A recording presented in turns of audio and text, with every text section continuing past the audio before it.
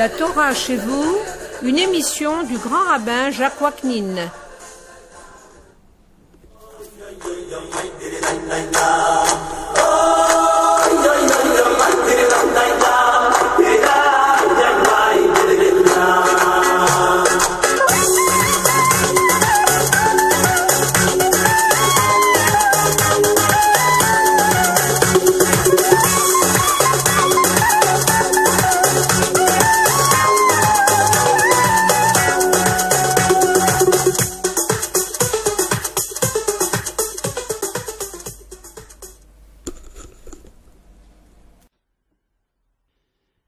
Chers amis, bonjour.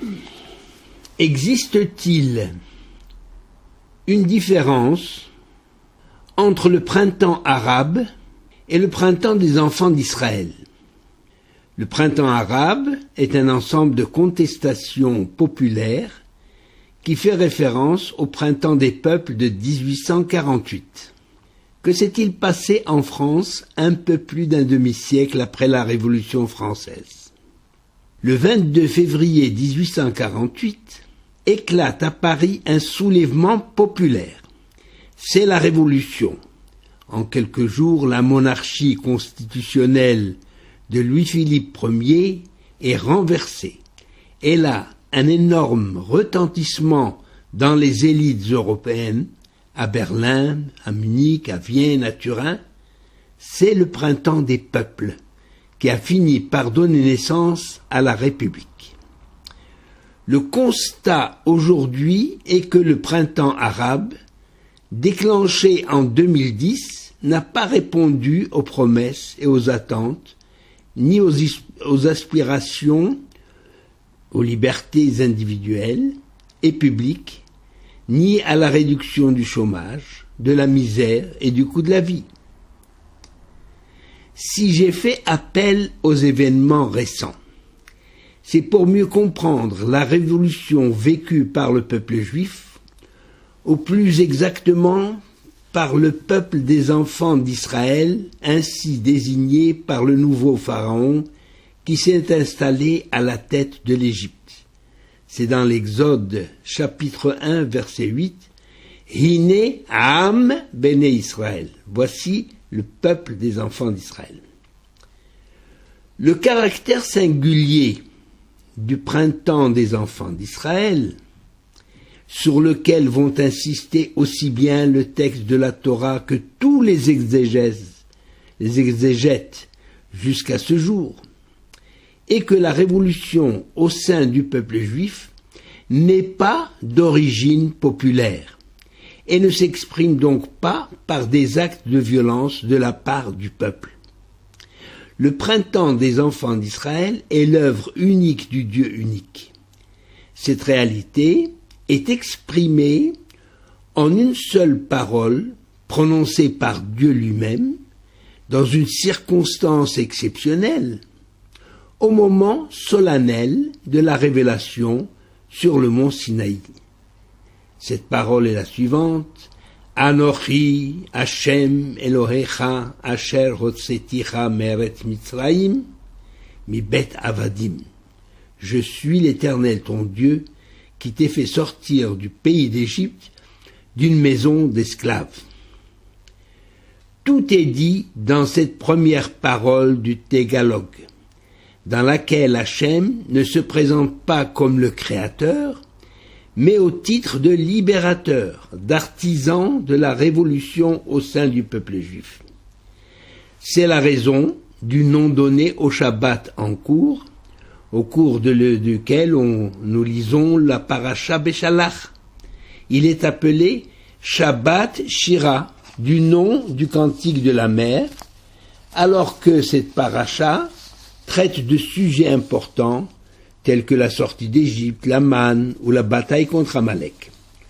Le Midrash constate que d'habitude, c'est Dieu qui s'exprime et le peuple prête l'oreille, tandis qu'ici, c'est le peuple qui exprime sa joie pleine et entière, et c'est l'Éternel entouré des légions célestes qui prête l'oreille et se délecte des paroles de louange de son peuple. Au-delà de l'enthousiasme créé par l'événement de l'ouverture de la mer, ce qui demeure pour les générations, c'est surtout la foi acquise suite à ce miracle, la foi en Dieu et en Moshé son prophète, une émouna dans la joie qui se manifestera au quotidien dans l'étude de la Torah et dans la pratique des mitzvot.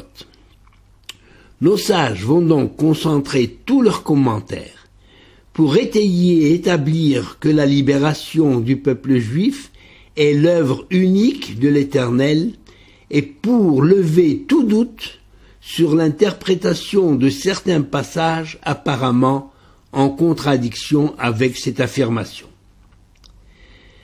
Déjà, le départ du pays d'Égypte, le départ forcé, qui constitue en définitive l'un des fondements de la foi juive, de quitter l'Égypte, Yetziat Mitzrayim, eh bien, ce départ forcé pose problème. En effet, en lisant le texte, la Torah écrit explicitement que c'est le Pharaon qui a renvoyé le peuple.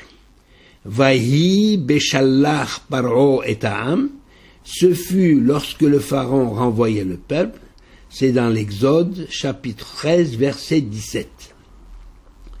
Alors, comment l'Éternel peut-il proclamer dans le Décalogue être l'auteur de ce miracle, en déclarant « Je suis Hachem, votre Dieu qui vous ai fait sortir d'Égypte, d'une maison d'esclavage », alors que l'Éternel aurait pu se présenter comme le Créateur, le Maître de l'univers. Ce choix de Dieu de se présenter comme libérateur de l'esclavage a pour but de justifier, en quelque sorte, la soumission de la part des enfants d'Israël en retour des miracles accomplis en leur faveur. Le texte de la Torah pose donc problème du fait de traduire le verbe béchalach par renvoya, en disant qu'en définitive c'est le Pharaon qui a renvoyé le peuple, qui est l'auteur, et c'est le Pharaon qui est l'auteur de la sortie d'Égypte. Dans son livre Ha'amek Davar, le Netziv Rabbi Naftali Tzvi Berlin affirme que la sortie d'Égypte est uniquement l'œuvre de Dieu. En effet, toute la tradition juive est fondée sur le miracle de la sortie d'Égypte. L'Égypte est décrite comme un pays dur, d'où personne n'a jamais réussi à s'échapper, un pays dirigé par un monarque particulièrement dur. La sortie d'Égypte ne peut pas être attribuée au bon vouloir du Pharaon. Si on opte pour l'autre sens du verbe béchalach, qui est accompagner, on va justement retrouver le vrai sens de cette sortie d'Égypte. Comment alors expliquer la présence du verbe béchalach, traduit habituellement par renvoyer? Eh bien, le Netziv explique que ce verbe doit être traduit non pas par renvoyer ou chasser, mais par accompagner, en se basant sur l'emploi du verbe dans l'histoire d'Abraham, qui a accompagné les anges venus lui annoncer la naissance de Yitzhak. Ve'Avraham holer imam leshalcham. La Mechilta traduit, dit que le verbe shalach traduit toujours la notion d'accompagnement, sauf dans l'injonction de Moshé au Pharaon, au chapitre 5, verset 1, où il est dit « Shalach et ami vi'avduni », que l'on doit traduire par « renvoie mon peuple », ou bien comme dans la mitzvah du renvoi de la mère du nid d'oiseau, avant de prendre les petits, où il est écrit « Shaleach teshalach et ha'em ve'et habanim tikachlach ». Donc, que signifie alors la première phrase de la paracha Béchalach? Eh bien, justement, il faut traduire ainsi. C'est vrai que c'est le Pharaon qui a renvoyé le peuple, ça veut dire qu'il a laissé sortir le peuple, mais il n'a laissé sortir le peuple que en cédant à la pression des plaies d'Égypte, mais c'est pas de son beau le vouloir. Il a laissé les enfants d'Israël ce n'est pas de son fait, ni de gaieté de cœur, d'où la présence de Vaihi dans le début de la phrase. Et en été, Vaihi Béchalach Paro. Le Midrash dit en effet que le pharaon a poussé un cri de douleur. Vaï, vaï, début de Vaihi, en se rendant compte d'avoir laissé partir une main-d'œuvre précieuse et gratuite. Mais nos sages affirment que le cri de douleur a été poussé par les enfants d'Israël qui se sont rendus compte de leur manque de maturité et qu'un miracle non mérité est davantage une source d'épreuve qu'une bénédiction. Le Sfat Emet, Rabbi Yehuda Leib de Gour, écrit que la présence du mot Vaihi au début de la phrase indique qu'un acte de bonté de la part d'un rachat est une source de malheur pour le tzaddik. Comment traduire donc de façon générale au niveau des Vaihi, au niveau des événements de la sortie d'Égypte? Eh bien, le Sfat Emet explique le geste du pharaon comme étant un acte de faveur, mais qu'en fait il s'agit d'une bonté déguisée dictée par la pression des plaies qui s'abattent sur le pays. Dans l'esprit du pharaon, l'autorisation de sortie était limitée dans le temps, et basée sur les paroles de Moshe Rabbeinu, qui avait bien spécifié que le pharaon lui-même devait participer au sacrifice en confiant aux enfants d'Israël des holocaustes en l'honneur de l'Éternel. Le Pardes Yosef, un autre commentateur, fait remarquer que nous rencontrons une constante dans l'histoire du peuple juif dans les pays de sa dispersion. En général, les Juifs sont accusés de tous les maux et de tous les défauts pour justifier la haine qu'on leur porte et la joie de les voir quitter le pays. Mais quand les Juifs mettent à exécution le désir des antisémites, ceux-ci se mettent à critiquer cette attitude et parfois même font tout ce qu'ils peuvent pour les empêcher de sortir du pays. Dire que le pharaon était content de voir partir les enfants d'Israël ne correspond donc pas au caractère miraculeux de la sortie d'Égypte. Normalement, cette libération d'Égypte aurait dû être accompagnée de manifestations de joie de la part des enfants d'Israël, du fait de n'être plus soumis à l'esclavage, comme cela se produit dans toute révolution, où la foule descend dans les rues pour laisser libre cours à sa joie. Mais au lieu de joie, le texte laisse entendre que ce fut plutôt triste, parce que ce départ ne laissait présager rien de bon.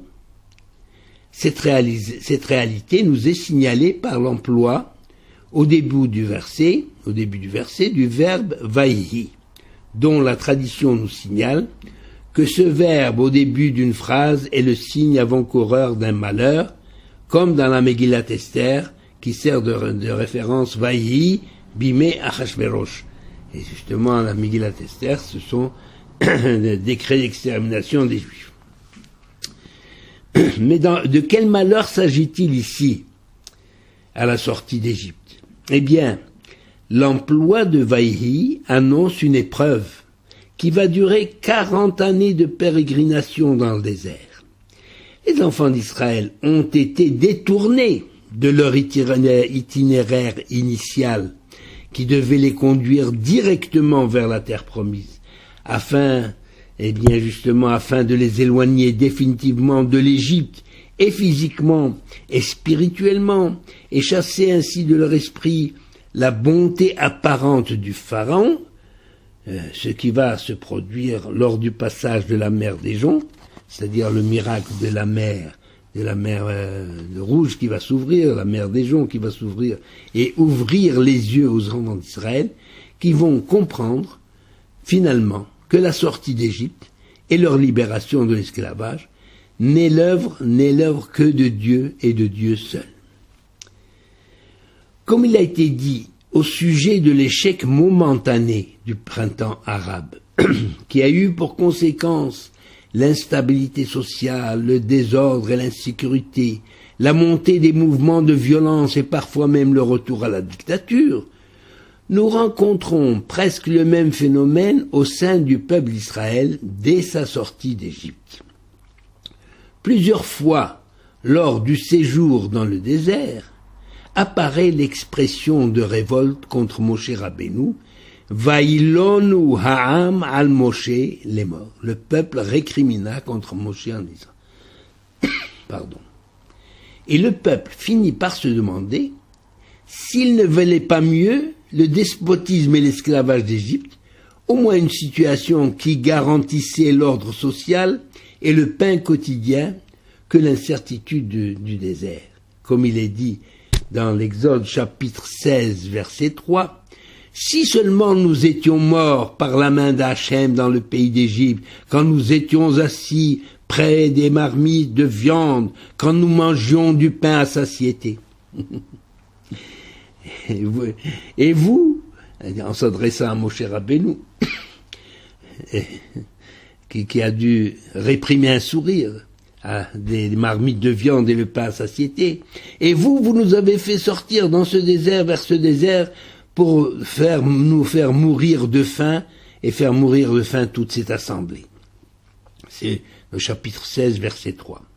Ce sont des paroles étonnantes, lorsqu'on connaît le train de vie de ces esclaves en Égypte.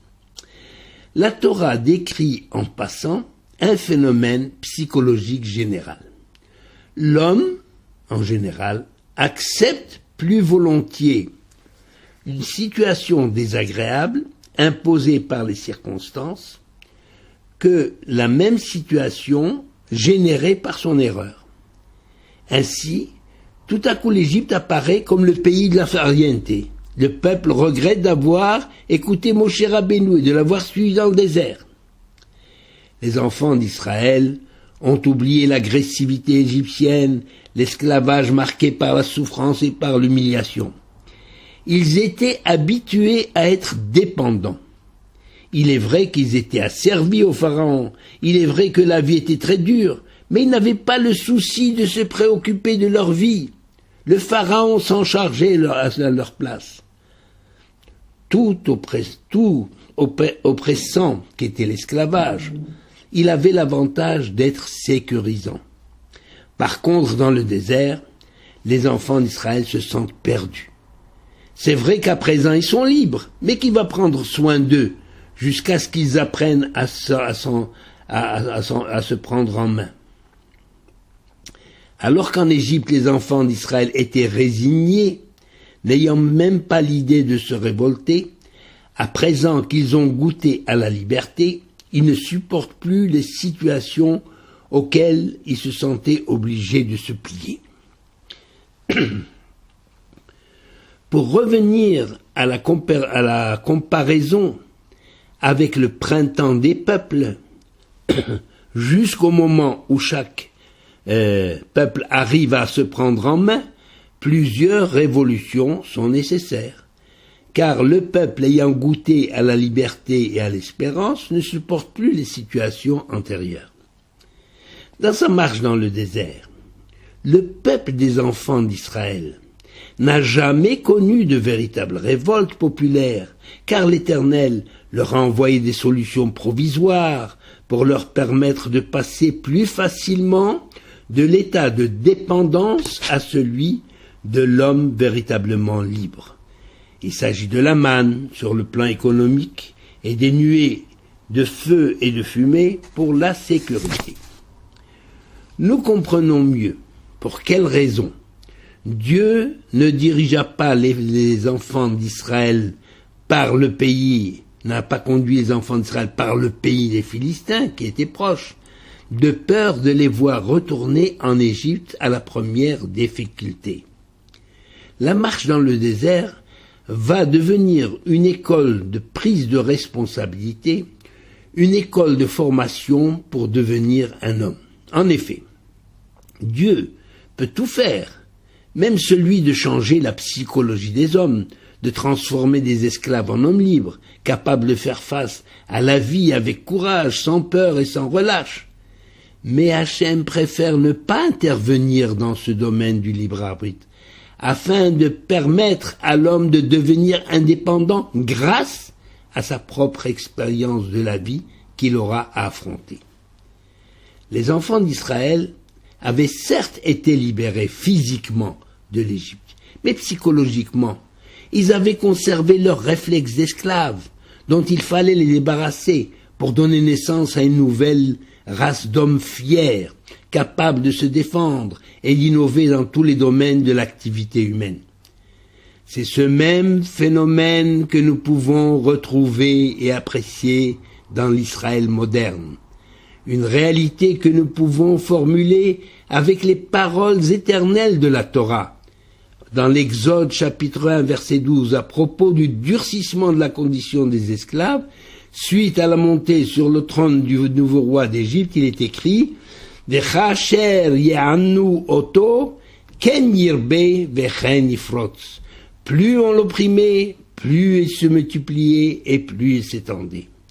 Cette réalité, nous pouvons la voir de nos propres yeux, sous nos propres yeux. Plus on organise de boycotts contre Israël, plus on prend des mesures hostiles à Israël dans tous les domaines, plus Israël se sent obligé de lutter pour survivre et finit par découvrir en son sein des capacités insoupçonnées à tout niveau. C'est l'image de la grenouille qu'on voulait noyer dans un seau de lait et qui refait surface. À force de s'agiter, le lait s'est transformé en botte de beurre. Ou bien l'image de cet âne qu'on a voulu enterrer vivant dans un puits. À chaque pelletée de terre qu'on déversait sur lui, il se secouait et finit par reparaître au bord du puits, sous les yeux ébahis de ses fossoyeurs. L'expérience du désert avait pour but d'inculquer aux enfants d'Israël que la foi en Dieu, doit être agissante, à savoir, aide-toi, le ciel t'aidera. C'est-à-dire que Hachem ne veut pas d'un peuple soumis et résigné, qui dit oui à tout.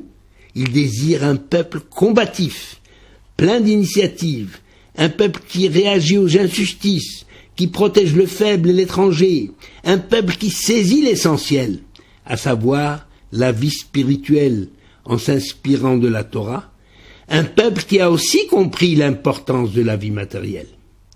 C'est le symbole même de la manne.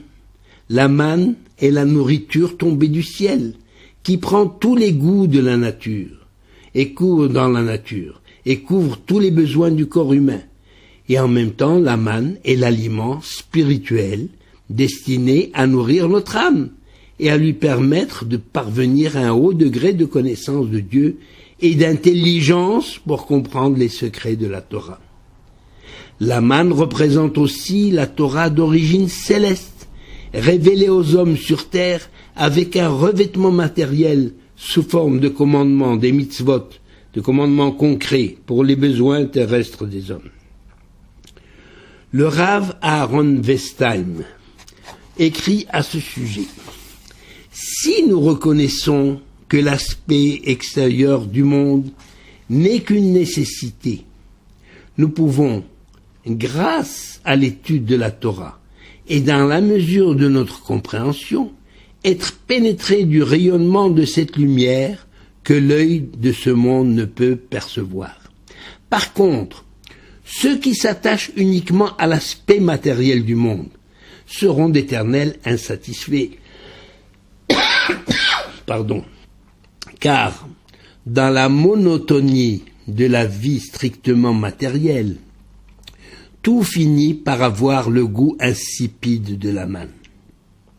Et d'autre part, il est prouvé que le désir de l'homme n'a pas de fin, comme il est écrit « En Adam yotse min ha'olam v'chatzi ta'avato biyado » c'est dans le Kohelet Rabbah. « En Adam yotse min ha'olam v'chatzi ta'avato biyado » Personne n'a jamais quitté ce monde en ayant assouvi la moitié de ses désirs. Moshe Rabbeinu, dont le charisme la stature et le courage. Servi par les plus hautes qualités morales et spirituelles, était bien l'homme choisi par l'Éternel, celui qu'il fallait pour guider les premiers pas du peuple juif naissant et dont le message va l'accompagner jusqu'à la rédemption finale, reconnue universellement. Beracha vehatzlacha.